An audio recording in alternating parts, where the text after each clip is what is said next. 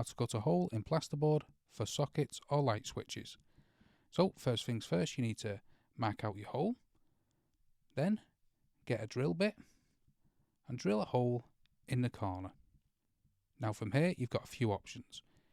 You can use a jigsaw with a fine tooth blade on and run around the lines. You may need to drill extra holes in the plasterboard as you move. You can neaten up the edges like that. Run some sandpaper to clean up the edges, but just let me be clear, a jigsaw does create an awful lot of dust.